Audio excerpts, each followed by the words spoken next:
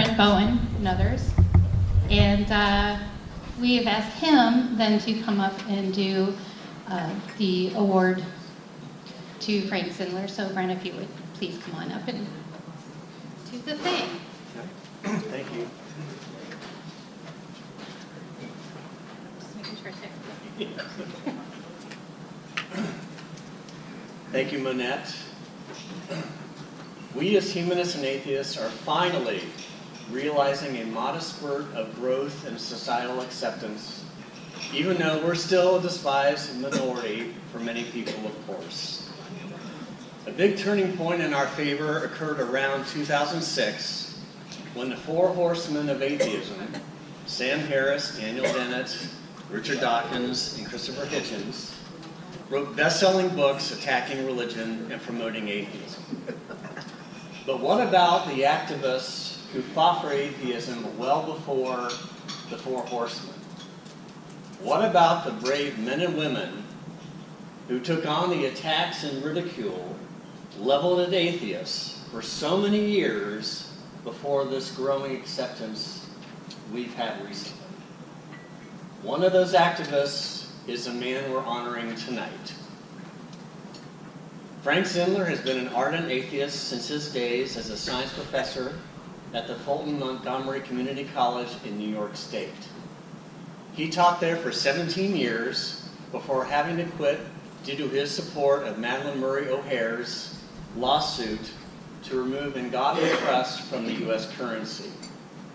From there, he moved to Columbus, Ohio, where he took a job with Chemical Abstract Services as a linguist and editor.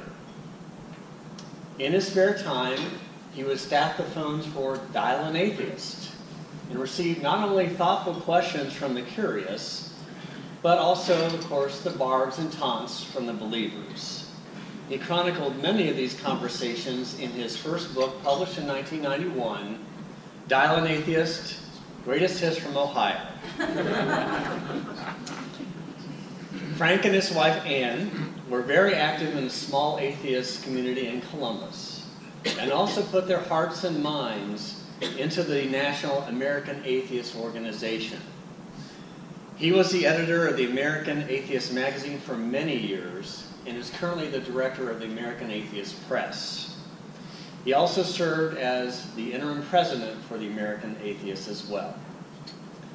Frank has been called every unchristian name you can think of in his more than 400 radio and television talk show and debates, including one you can find on YouTube between Frank and the noted Christian apologist William Lane Craig from 1993.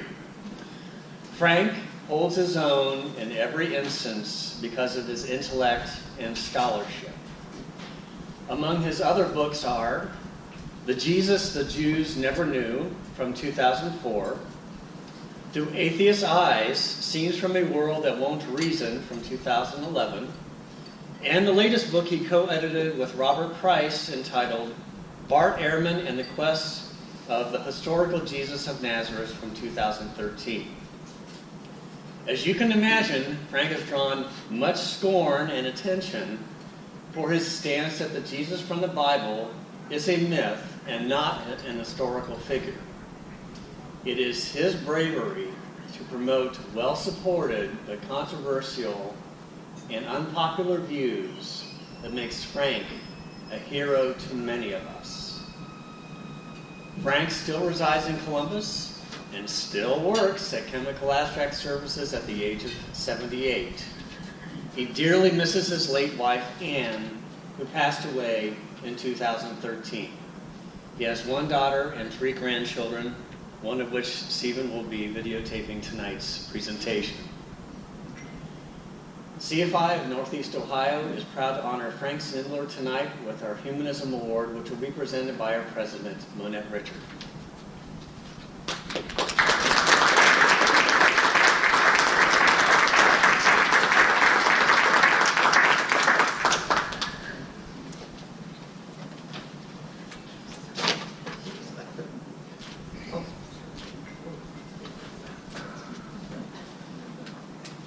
I really am very grateful for this. Don't run away, Monette. Don't run away. I have to say that receiving an award from the Center for Inquiry is a distinct honor and something I quite honestly never expected would happen.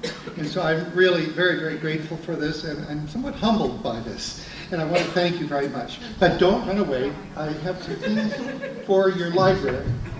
Okay, yes, thank you. Here's some things for your library. I'll give you a bag afterwards. But first of all, these are free for the CFI library. An old edition I did of Thomas Paine's Part 3 of The Age of Reason. Something that almost nobody knew existed. There were only a few manuscripts that escaped the fires of the censors. And this is annotated, so that's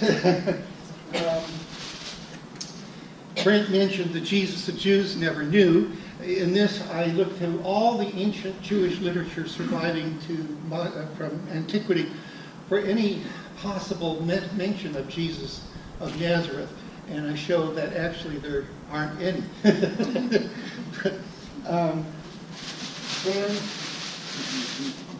the 4 volumes.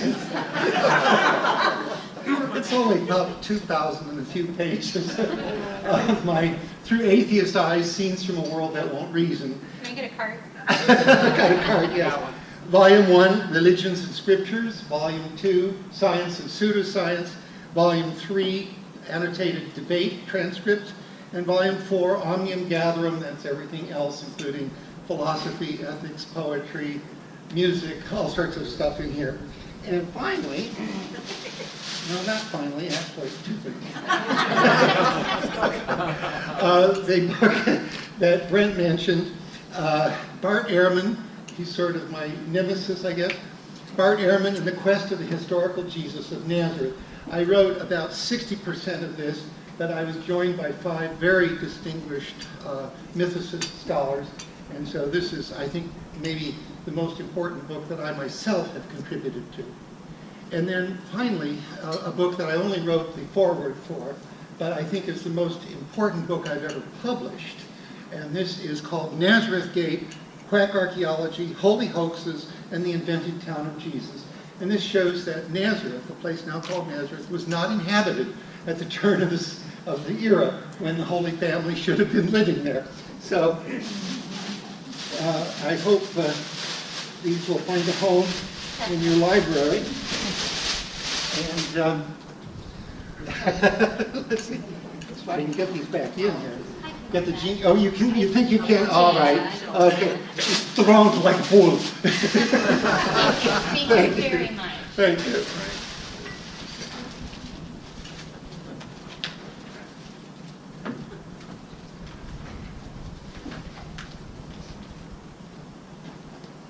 Get my correct eyes on here. Something like that.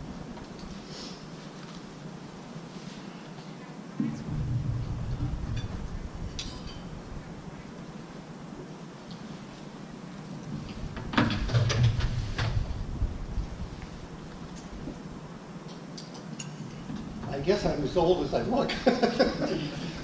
All right. The road that I have traveled, the travel that I began to Independence, Ohio, the journey I have traveled from up to now, started a long time ago. I'm going to begin the story in May of 1952, when I was 12 years old, just about 13. But I had graduated from 8th grade at a 2-room country school in southwest Michigan. The school is called Stump School, believe it or not. And I graduated just barely at the age of 12. My father had died in an electrical accident just the year before. And I guess that was the thing that made me extremely religious. You could say I was fanatically religious at the age of 12 and 13. I was reared in a German synod of the Lutheran Church, the Wisconsin Lutheran Synod, which was the most fundamentalist of all the Lutheran groups in America. We didn't allow the teaching of Copernicus in our seminary until 1906 or 7. Wisconsin Lutherans didn't allow the earth to move until the 20th century. I was musical as a child, and I, at the age of 10, had become the assistant organist at the Lutheran Church. And when I graduated from 8th grade, I also graduated from catechism class and confirmation class. And as you may imagine, I was the star of the catechism class. When I graduated, the preacher of the church and the elders of the church decided that I was going to be another Luther. And so they awarded me an 8-year scholarship to become a Lutheran minister. It would have included 4 years away from home at a high school seminary in Saginaw, Michigan, followed by 4 years of college seminary in Milwaukee, Wisconsin. Well, my mother kind of put the kibosh on that. She didn't want me to go away, and she just said, well, you know, you're going to have to go to high school, but if you still want to be a preacher afterwards, that's fine. So, thanks to the machinations of my mother, I wasn't able to accept those scholarships, and I didn't become a preacher. I had to attend a really, really good public high school. To make up for a lack of a seminary education, I decided that I needed to read the Bible all the way through. This was my freshman year, I was 13. Well, I fretted over the fact that I had to take biology. Now, I loved biology. I grew up on a farm. I loved biology. But I was afraid that the teacher was going to start teaching that evolution junk. This was verboten in this church. You couldn't have any evolution going on in the Garden of Eden or anywhere else. So I was worried that my teacher might start to teach evolution. My mother was really very clever, and she figured out that my Achilles heel was my ego, and she really made use of it. When she found out that I was really upset about this, she said, well, Frankie, you know, you're a very smart boy. Why don't you go to the library and check out Darwin's book? And then when your teacher starts to teach you that evolution junk, you can just explain to him what's wrong. That sounded reasonable, right? So, okay, off to the library I went, and I got Darwin's Origin of Species.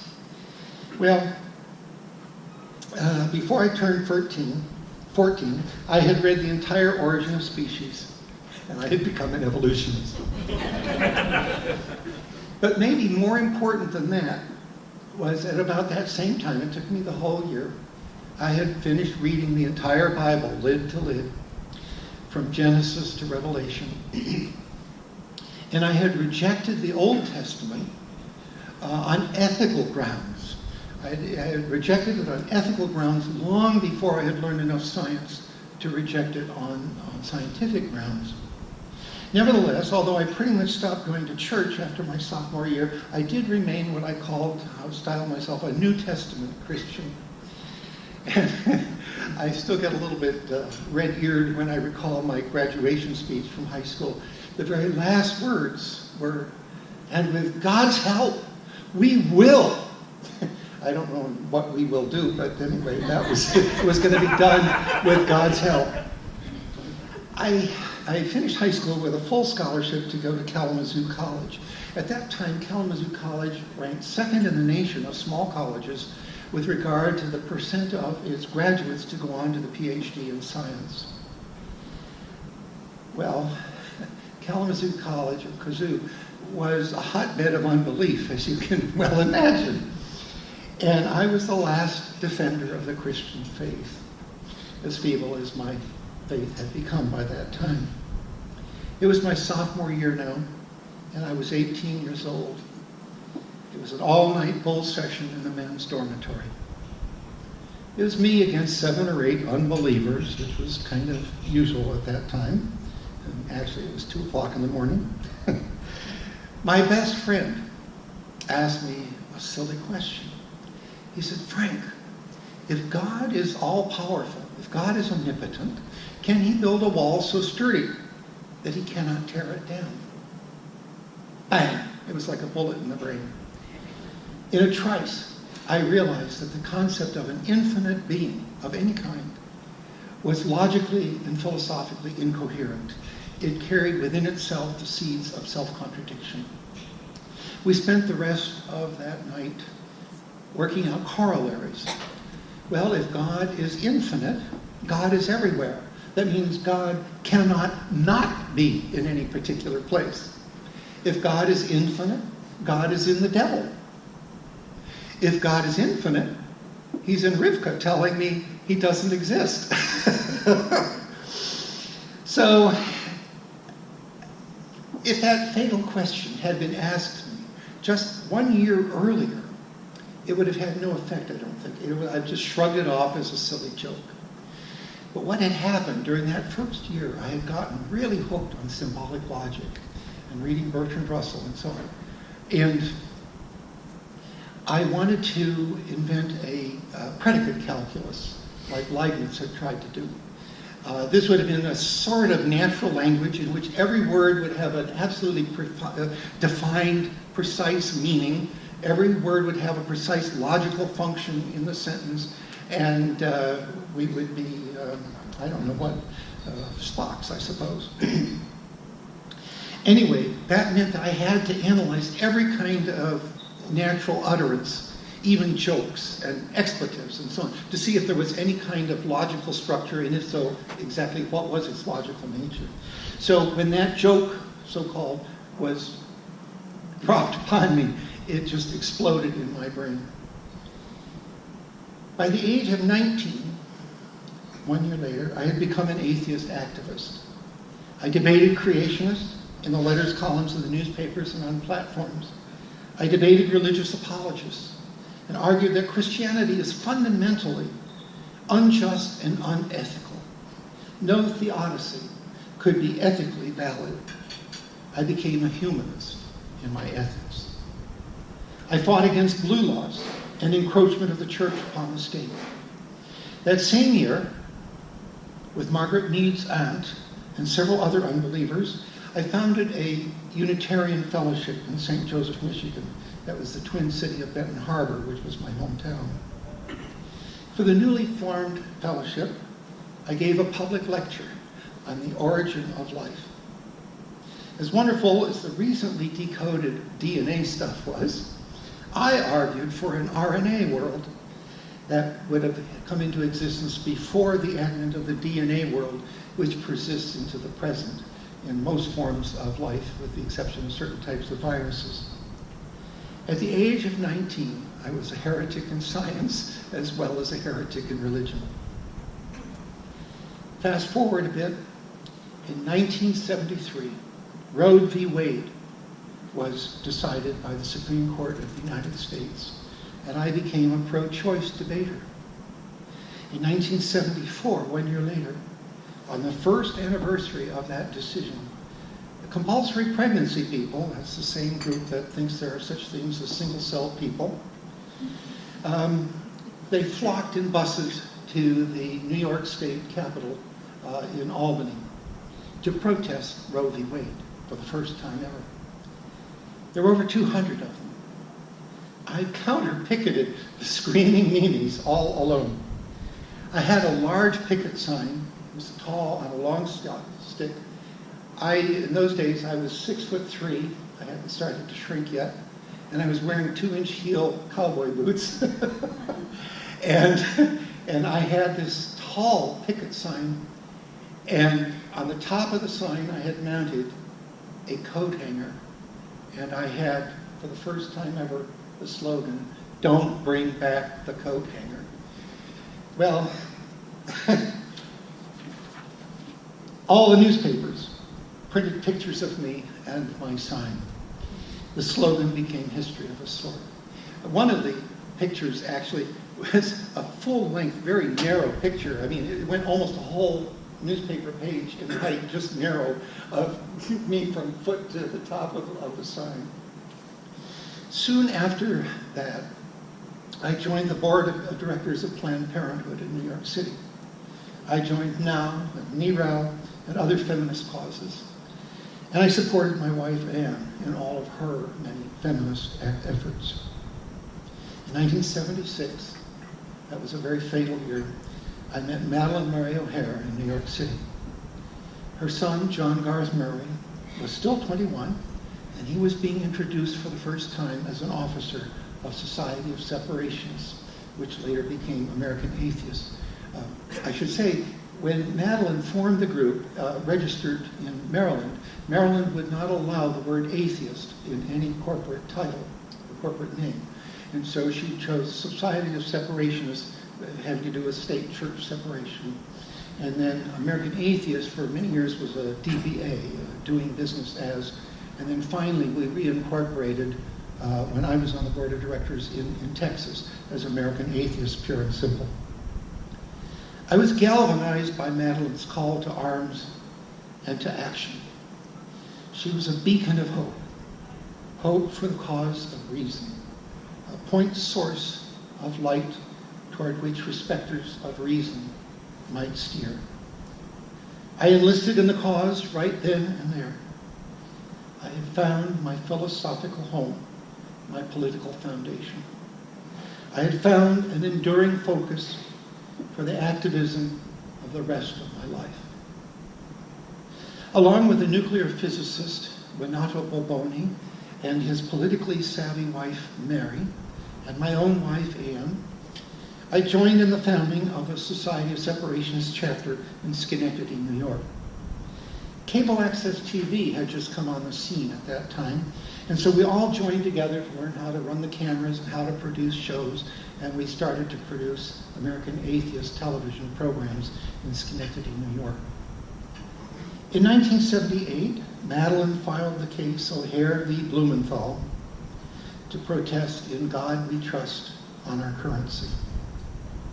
In 1979, 1 year later, the case was appealed to the Supreme Court of the United States for certiorari. I appeared on all of the radio and TV groups, programs, channels in the Capital District of New York State in order to explain the atheist rationale as to why this should be removed from the currency. All hell broke loose, and all the demons from hell entered into all the Republican politicians in upstate New York.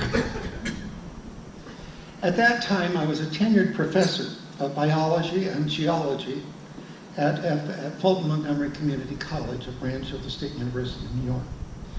I was chair of the Division of Science, Nursing, and Technology, which was the largest division of the college. One day, the phone rang in my molecular biology prep room. It was a well-known local radio talk show personality. He said, "Frank, do you know that tomorrow afternoon the Fulton County Board of Supervisors is entertaining a resolution to condemn you for un-American activities?" What? Actually, I was more eloquent than that. I said, huh? I quickly wrote a short speech, made multiple copies, called all my media contacts, called the president of the faculty union. The trial was to be held in the Fulton County Courthouse. It was the same courthouse in which Alexander Hamilton had tried his first case at law. The assembly room was already crowded by the time I got there. It was filled with the cameras of the television stations, and the radio people were there, and the newspapers were all there. The meeting came to order with a prayer, and the resolution condemning me was read aloud by a member of the board.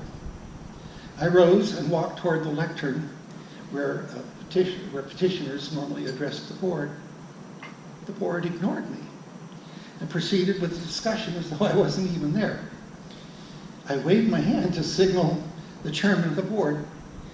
He tried to go on ignoring me, but he began to get a little bit uneasy seeing all these cameras focused on me. And so finally he consented to let me talk. Finally, he recognized my presence, and he let me speak. I had just handed copies of my speech to all the media, and many of them reprinted it entirely. And I was going to give my speech. But before I could get out my very first word, like synchronized swimmers or a corps de ballet, The entire board of supervisors, I think there were 15 of them maybe, they just whirled around in their high-back brown leather swivel chairs and turned their backs to me. I proceeded to explain the requirements of the First Amendment, the First Amendment's principle of separation of state and church. And I appealed to the Founding Fathers for support. I finished my speech, and all the politicians whirled back around and began to unleash a barrage of charges and claims and allegations against me. We don't want you teaching our children, right? This is a college. We don't want you teaching our children atheism. I'm not teaching anybody atheism. Yes, you are. Well, I don't think so. Yes, you are. They thought they could make any claim that they wanted with impunity. They could get away with calling me anything or accusing me of anything, and had no idea that I could trump their aces. Well, I don't think that's true. Perhaps you could document some instance of that. Every lecture I have given for the last 3 years, in every course that I have taught in the last 3 years, there's a videotape available in the college library. Would you mind going to the library and just document every place where you find I'm teaching atheism? Well, hell hath no fury, like petty politicians caught cheating in a poker game. They passed a resolution essentially condemning me for un-American activities, even though that phrase did not show up in the actual resolution. And they demanded my, get this word, elimination. This was the word that appeared over and over and over again in speeches and letters to the editor and whatever. They fired the college president who came to my defense. He didn't have tenure. I had tenure. The county board controlled the purse strings of the college. This was the way the community colleges were different from the four-year colleges or the university centers. The tuition for the college paid 1/3 of the operating costs. The state paid 1/3, and the county that supported the college paid the other third. And so they had the stranglehold on the budget. Well, as I said, they fired the president. Then they cut off all funding for science programs until I be eliminated. Science education was to be held for ransom. My professorship was the ransom price. They hired a new president. I called him the pretensident. He was a Dutch Reformed former high school football coach with a master's degree in phys ed.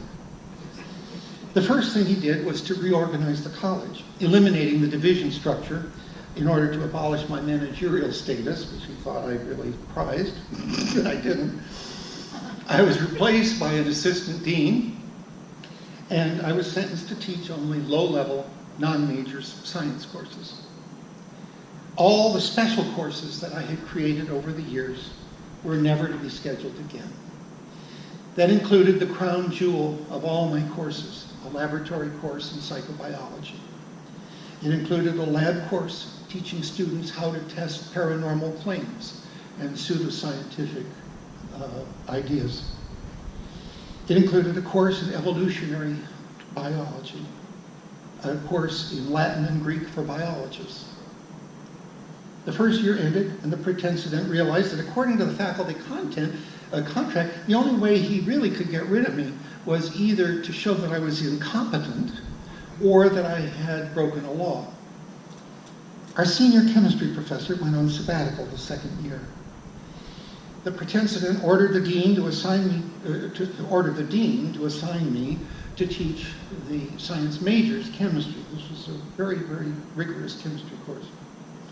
Well, of course, the idea was that I would be incompetent to do that because he didn't know I had anything to do with chemistry at that point.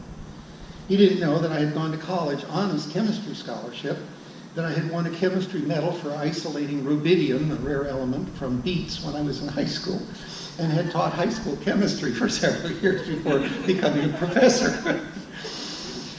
Well, it was hard to teach serious chemistry with dwindling supplies, no money for equipment, and no money to repair equipment that broke down. And I began to feel very guilty.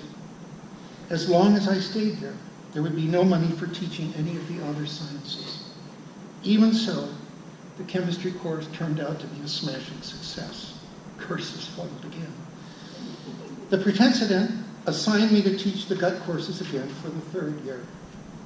Just 2 weeks before the 4th year of my residence began, our only music professor died of a heart attack.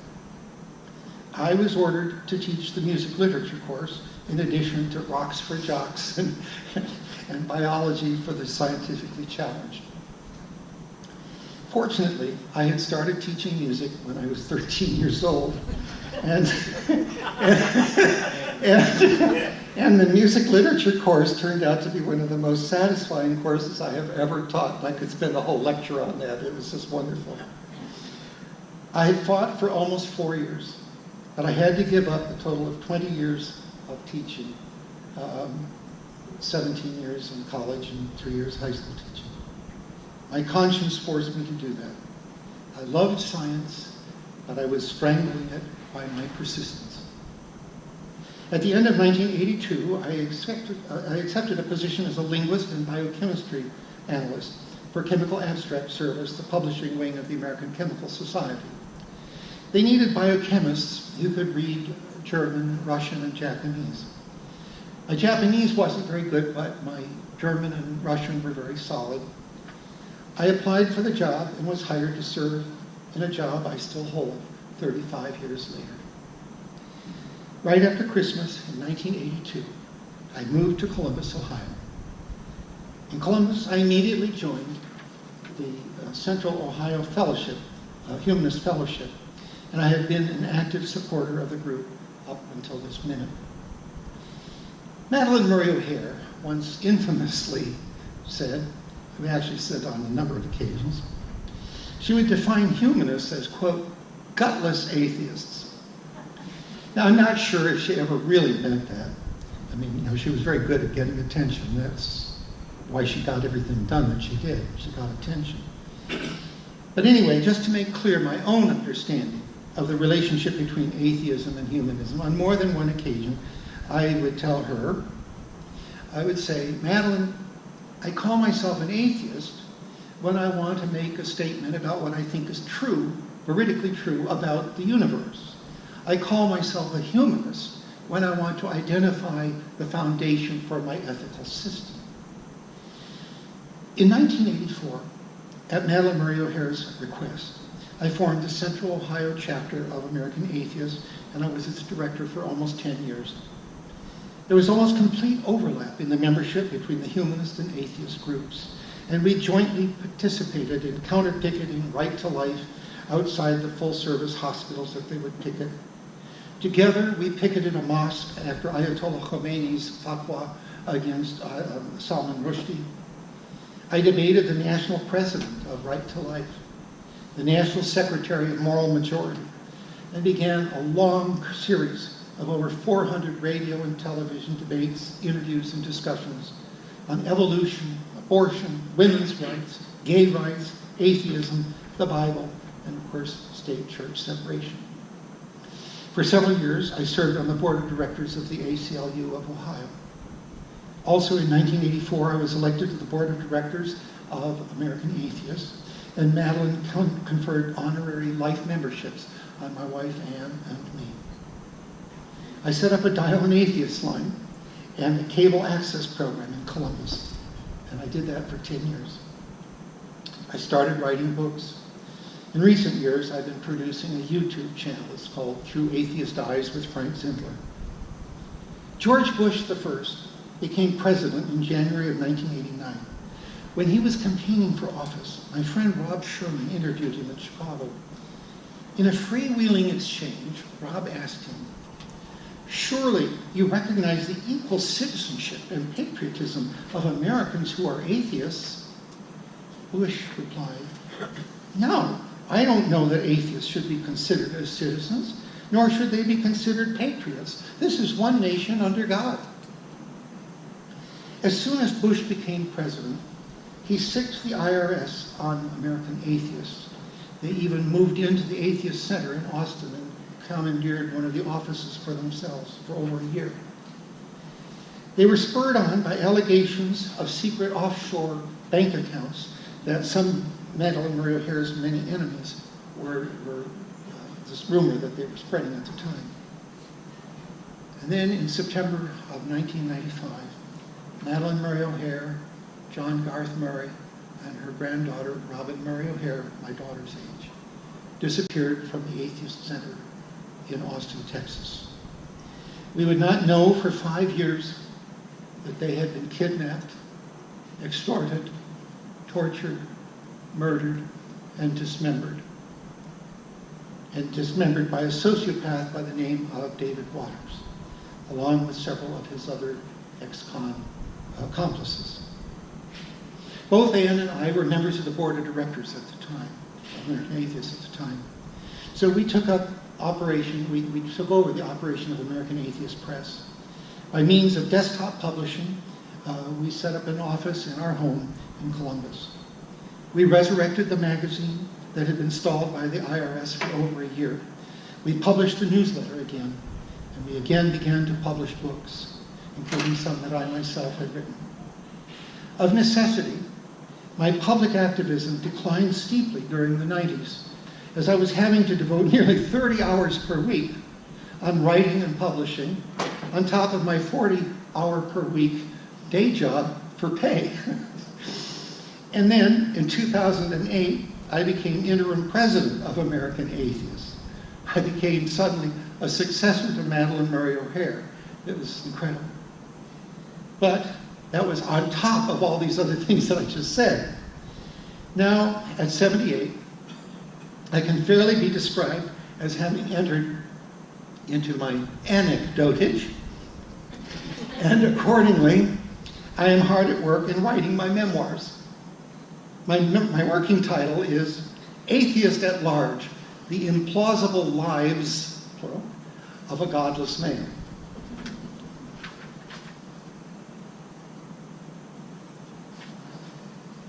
And so, I find myself here before you tonight to justify the honor that has been bestowed upon me. Let me offer the following synopsis of my career. At the age of 19, I dedicated my life to the pursuit of truth and the life of reason.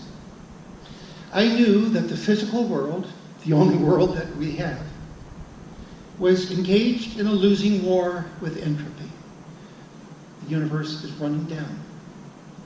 Instinctively, I realized that ignorance is a manifestation of entropy, and that religious explanations, more often than not, are manifestations of ignorance.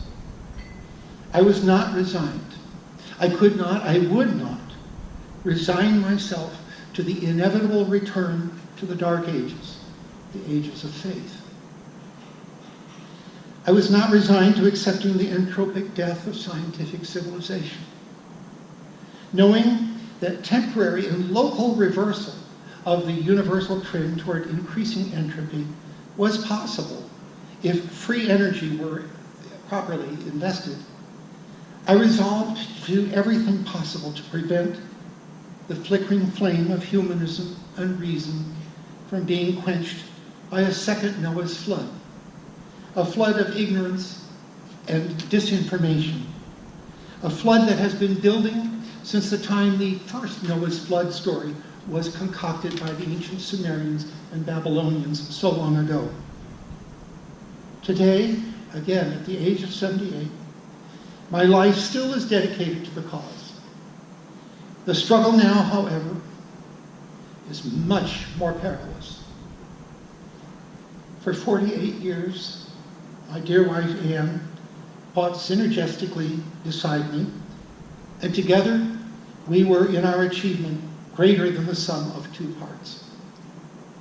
Now I lament her loss and carry on with the aid of my daughter Catherine and my grandson Stephen, who's here tonight.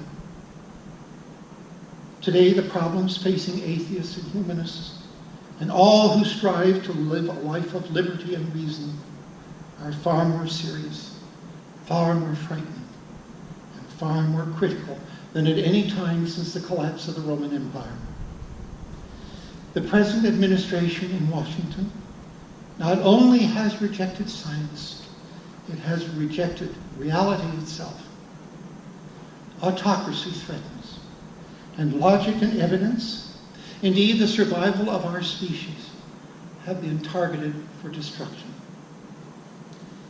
Inevitably, I myself shall be forced to relinquish the field of battle. But long before that time, in fact right now, tonight, it has become your solemn duty, your responsibility that you must not reject. It is your responsibility to keep the torch of learning and reason burning.